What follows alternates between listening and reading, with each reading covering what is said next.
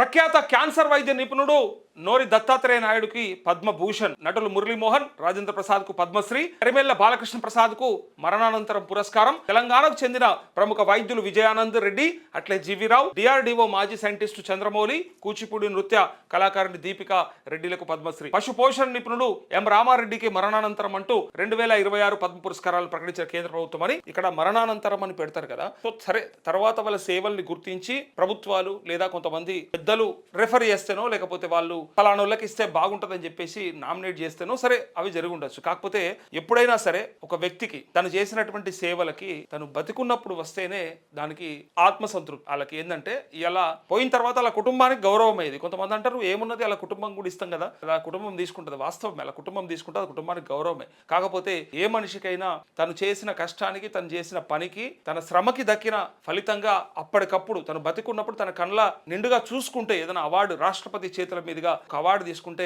ఆయన 30-40 ఏళ్ళు చేసినటువంటి ఆ సేవలకి గుర్తింపుగా భావిస్తారు. సరే, అంతా మన దేశంలో ఇది కూడా ఉంది. అంతా అయిపోయినాక తర్వాత ఎప్పుడో గుర్తిస్తాం, అది మనందరికీ ఎరక. ఎవరెవరికి భారతరత్న అవార్డుల కోసం మనం ఇలా మాట్లాడుతూ ఉన్నాం, మరి ఆయనకి ఎందుకు ఇప్పలేదు, ఈయనకి ఎందుకు ఇప్పలేదు అని మాట్లాడుతుండేవి కూడా మనం చూస్తూ ఉంటాం. సో ఎగ్జాక్ట్ గా ఇక్కడ కూడా బతికున్నప్పుడే ఆ మనిషికి గౌరవం ఇవ్వడం నేర్చుకుంటే బాగుంటది. ఖచ్చితంగా ఫోటోలకు దండలేసినా లేకపోతే ఫోటోల ముందు అన్ని ఆహార పదార్థాలు వండి పెడదామని ప్రయత్నం చేసినా వాళ్ళు ముట్టేది కాదు, పట్టేది కాదు. పైకెంచి చూసినా వాళ్ళేం తృప్తి పడరు, ఎందుకంటే ఉన్నప్పుడు నువ్వేమి ఇచ్చినావు అన్నట్టు ఉంటుంది. ఇక్కడ కూడా నాకు అనిపిస్తుంది, ఇది అందరి ఒపీనియన్ కాదు, నా పర్సనల్ ఒపీనియన్. ఇట్లా మరణానంతరం ఇచ్చే అవార్డులు ఏవైతే ఉంటాయో అది సైనికులకి, ఆర్మీ, మిలిటరీ వాళ్ళు పనిచేసే విధానానికి అక్కడ తప్పదు. ఇంకా ఇప్పుడు డిఫెన్స్ ఫోర్సెస్ కి అయితే తప్పదు. ఆ తర్వాత అశోక చక్రాలు, పరమవీర చక్రాలు అవి ఎట్లా ఇస్తూ ఉంటారు. అది చనిపోయిన తర్వాత వాళ్ళకి ఆ గౌరవ సూచకంగా ఖచ్చితంగా అవార్డులు ఇస్తారు, అవార్డులు. కానీ ఇక్కడ సేవలు చేస్తారు కదా 30-40 ఏళ్ళు, ఉన్నప్పుడే నామినేట్ చేయడం, ఉన్నప్పుడే గుర్తించడం కనుక చేస్తే డెఫినెట్ గా వాళ్ళు సంతోషపడతారు అనేది నా భావన, నా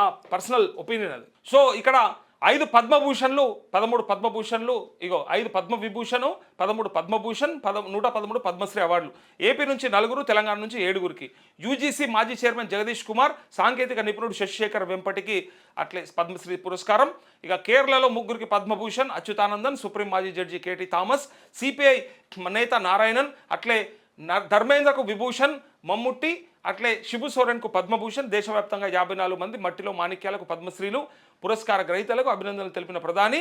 అట్లే ఇక్కడ ఒకసారి చూడండి, ప్రఖ్యాత క్యాన్సర్ వైద్య నిపుణుడు, ఆంధ్రప్రదేశ్ తెలంగాణ ప్రభుత్వాల సలహాదారు డాక్టర్ నోరి దత్తాత్రేయ నాయుడును అట్లా ప్రతిష్టాత్మక పద్మభూషణ్ పురస్కారం వరించింది. 77వ గణతంత్ర దినోత్సవం సందర్భంగా కేంద్ర ప్రభుత్వం ఈ 7 పద్మ పురస్కారాలను ఆదివారం ప్రకటించింది.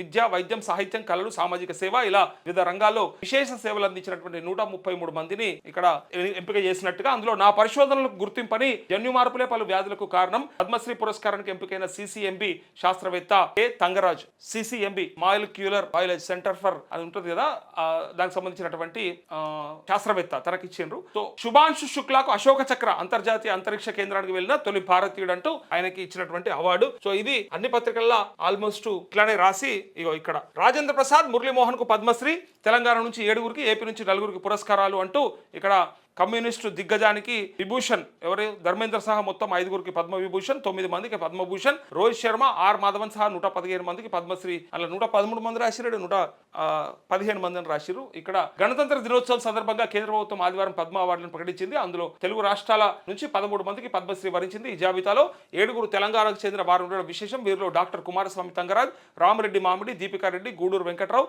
కృష్ణమూర్తి బాలసుబ్రహ్మణ్యన్, పాలకొండ విజయ్, ఆనంద్, చంద్రబౌలి గడ్డమనుగు ఉన్నారు. కుమారస్వామి తంగరాజ్ సిసిఎంబి శాస్త్రవేత్త కాగా, రామరెడ్డి పశుసంవర్ధక పాడి పరిశ్రమ అభివృద్ధికి విశేషంగా కృషి చేశారంటూ ఇది మొత్తానికి అవార్డులకు సంబంధించినటువంటి వార్త.